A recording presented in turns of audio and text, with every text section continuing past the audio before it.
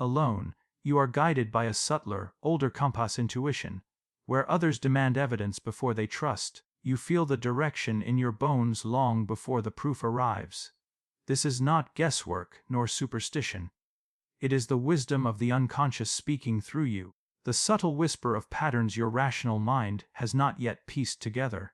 You sense currents beneath the surface of events, you anticipate outcomes before they unfold, and you recognize truth in a single instant of knowing.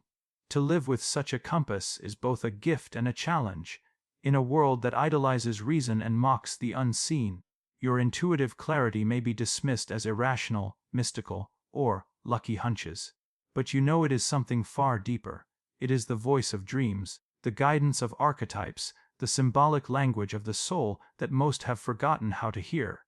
Intuition is not opposed to reason. It transcends it, adding dimensions of understanding that logic alone cannot grasp. This inner compass spares you from many deceptions. It warns you of false paths, false people, and false promises, often before a single fact is revealed. It nudges you toward opportunities that others overlook, doors invisible to the calculating eye. And when you dare to trust it, life seems to unfold with uncanny alignment, as though the universe itself recognizes your rare attunement to its hidden order. But intuition also demands courage. To follow it often means walking alone, defying the evidence everyone else clings to, risking misunderstanding, even ridicule. And yet, every time you listen and honor this inner compass, you strengthen the bond between your conscious self and the vast ocean of your unconscious. You become a bridge between the seen and the unseen, a rare traveler who walks not just by sight, but by vision. Your intuition is more than a private guide, it is a service to others as well. When you act upon it, you model a way of being that reminds the world there is wisdom beyond reason, truth beyond numbers, knowledge beyond what can be measured. It is through this compass that you navigate not only your path, but help illuminate the hidden paths for others. To be rare is to be set apart, and with that separation comes a weight that cannot be denied. You feel it in the way the world often misunderstands you, in the way your depth unsettles those who prefer simplicity, in the way your truth threatens the comfort of illusions. This is the burden of rarity.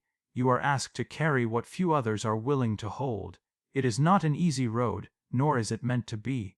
The rarest souls are tempered not in ease but in struggle, not in applause but in silence. Yet this burden is not punishment, it is sacred. Just as pressure turns coal into diamond, your solitude, your intensity, your refusal to conform, all forge a brilliance that cannot be replicated. The world may envy the light, but it does not see the furnace that created it. Only you know the nights of doubt, the heavy weight of feeling too much, the loneliness of walking a path few can understand. But within this heaviness lies your sacred calling, to live as a reminder that true individuality is possible, that authenticity can survive in a world built on imitation. Rarity demands responsibility. It asks you not to waste your gifts on self-pity or the longing to be like everyone else. It asks you to carry your uniqueness with dignity, to recognize that your difference is not a flaw, but a necessary divergence.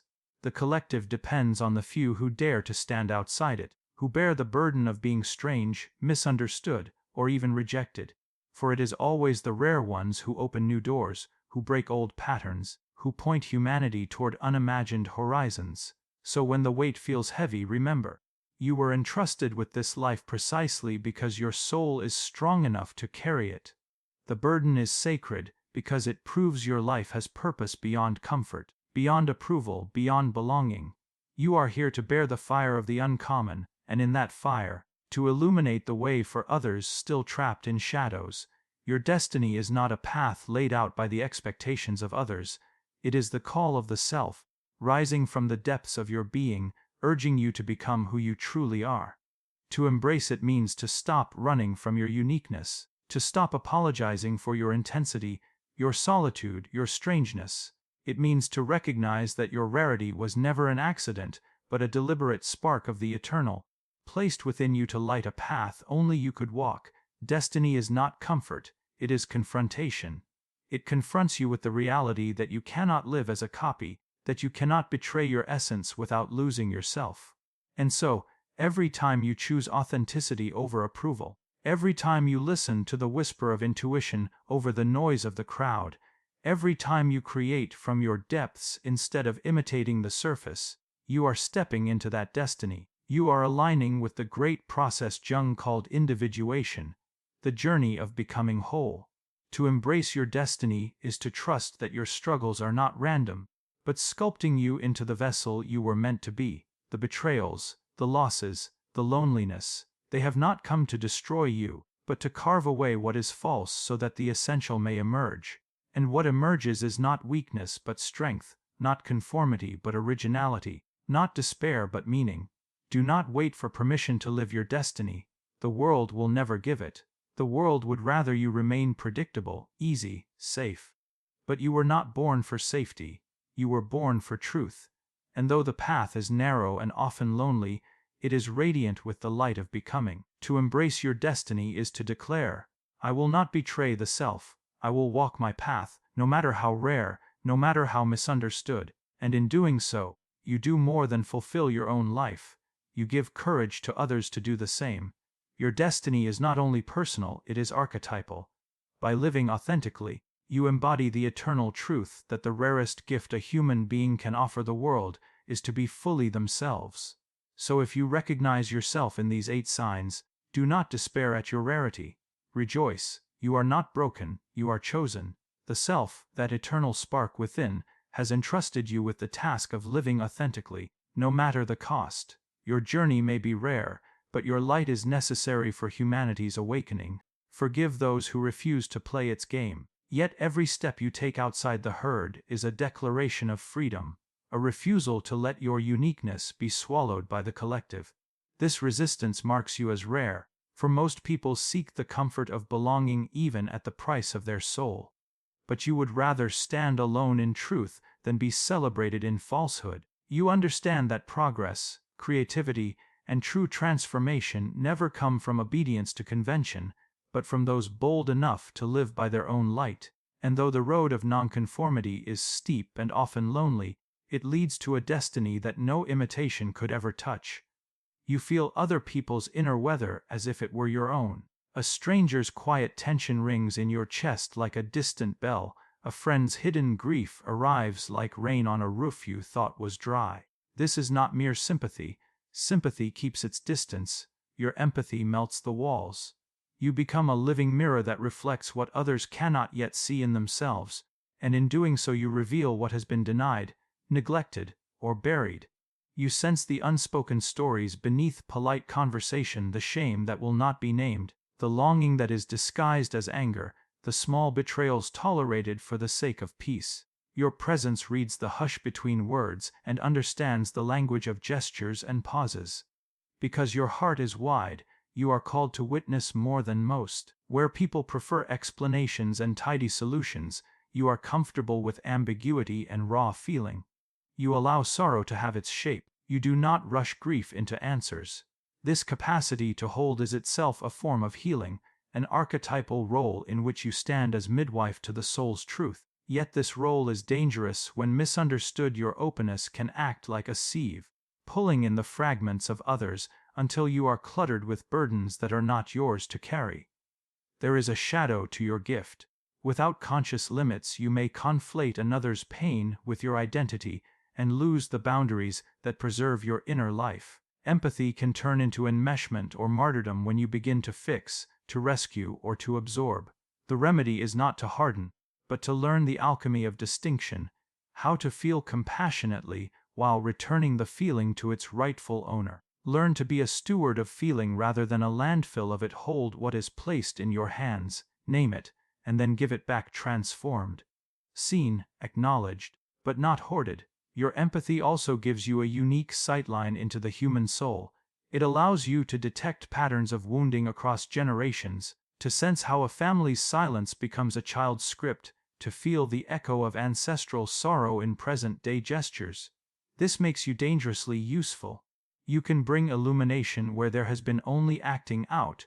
You can translate the unconscious languages that cause repetition into words that invite choice. But with that usefulness comes responsibility. Use your gift to awaken agency, not dependency, to offer reflection, not perpetual rescue. In the quiet alchemy of your life, empathy becomes a force for transformation. When you learn rituals to clear and center yourself, simple acts of breath, boundaries spoken aloud, small ceremonies of return, you preserve the sanctity of your inner world and keep your gift sustainable. Empathy, rightly tended, becomes compassion that empowers rather than consumes. It becomes a lamp that shows others their own faces so they may begin to see themselves. This rare tenderness is not a weakness, it is a sacrament. You are a vessel through which pain is witnessed, meaning is made, and healing can begin, and in that luminous service you are more than rare, you are necessary. For you, creativity is not a pastime, not a hobby to be picked up when convenient. It is a lifeline, an instinct as essential as breathing. If you do not create, you suffocate beneath the weight of unexpressed visions, unspoken words, unseen colors. Within you lives a restless energy that demands form, a pressure from the unconscious that insists on being shaped into something tangible. Others may treat art, writing, music, or invention as optional luxuries. But for you, creation is survival. It is how you remain whole. This necessity comes from the depth of your inner world. Your imagination is not idle, it is a fertile forest, dense with symbols, archetypes, and possibilities. To ignore it would be to deny your own essence. That is why, when life wounds you, you transmute the pain into poems, paintings, or philosophies. When joy overflows, you craft it into melodies, ideas, or visions that can be shared. Creation for you is not self-indulgence, it is self-alchemy. It is the process by which your inner chaos becomes order, your shadows become beauty, and your silence becomes voice. Yet this necessity also sets you apart. While others are content to consume what the world offers, you are compelled to add to it, to enrich it with something born uniquely of you. You are not satisfied with imitation. You must give birth to the unseen, must weave the invisible into the visible. And though this compulsion can make life difficult, because the world does not always understand the urgency of your expression, it is also what makes you rare. Your creativity is not about recognition, it is about wholeness. The true gift of this necessity is that your creations become bridges for others. What you craft from your depths becomes a lantern in someone else's darkness, a mirror in which they recognize themselves, a key that unlocks what they could not articulate. In this way, your creative necessity becomes not only your survival, but also your service to the world. You are a channel through which the collective unconscious finds new voice, new image, new possibility. And so your rare personality is not only marked by creativity, it is defined by it. Your life is not steered by the rigid maps of logic. My friends, within each of you lies a mystery deeper than the ocean, rarer than any jewel the world could offer. To possess a rare personality is not a curse, but a profound gift. Yet it often feels like you walk alone, misunderstood by the crowd. Remember, the rarest souls are never found in the marketplace of the ordinary, but in the hidden landscapes of the self. You do not merely glance at the world, you penetrate it. Where others are content with surfaces, you sense that every word, every gesture, every silence hides a deeper meaning. The ordinary mind sees what is obvious, yours perceives what is hidden. You notice the flicker in someone's eyes when their words do not match their soul. You see patterns in events that others dismiss as coincidence. Life reveals itself to you as a tapestry, each thread connected to a greater whole. This depth of perception is both a blessing and a burden. It grants you wisdom beyond your years, but it also isolates you from those who are unwilling to look beyond appearances. Yet it is this very gift that allows you to live not on the shallow waves of existence, but in the profound currents of truth. You are a seeker of essence, not appearance, and in this lies the rare power of your personality. Your solitude is not a prison, it is a sanctuary. While many run from silence because it confronts them with the emptiness of their own being, you have learned to enter it willingly, to sit with yourself as one would sit with an old friend. In solitude, you do not shrink, you expand. You hear the whispers of your unconscious, the truths that the noise of the crowd would drown. The world glorifies constant interaction, endless chatter, and shallow distractions, but you have discovered that the deepest treasures are unearthed only when the soul is undisturbed. In your aloneness, you grow roots that others cannot see. You cultivate strength that is invisible to the untrained eye. What looks like withdrawal is, in truth, preparation. Preparation for clarity, for vision, for an authenticity that cannot be borrowed from others. Solitude does not weaken you, it sharpens you, like a sword in the fire. And though people may misunderstand your distance, you know that solitude is the ground from which your true power rises. It is the proof that you are not afraid of yourself, and that is the rarest strength of all. You do not experience life in muted shades. You feel it in blazing colors. When joy comes, it floods your being with radiance. When sorrow strikes, it cuts to the bone. To others, this intensity might seem overwhelming, even unstable. But for you it is the most authentic way to live. You were not designed to numb yourself with half measures or to dilute your heart to fit into the shallow expectations of society. Your emotions are not signs of weakness. They are the very pulse of your soul, proof that you are profoundly alive. This intensity grants you a rare depth of connection. You do not merely sympathize. You embody the feelings of those around you. You can stand in another's shoes so fully that their joy feels like your own, and their grief weighs upon you as if it were yours to carry. Yet, this gift comes with a heavy responsibility, for the world often misjudges what it cannot comprehend. They may label your passion as too much, your sadness as too heavy, and your compassion as too sensitive. But what they fail to see is that your fire is transformative. It is through your emotional depth that you become an alchemist, turning pain into wisdom, heartbreak into strength, and longing into vision. Every storm within you is not chaos, but energy, shaping you into a vessel capable of profound creation and love. This rare intensity, though often misunderstood, is the very force that allows you to illuminate the lives of others and to live with a fullness that most only dream of.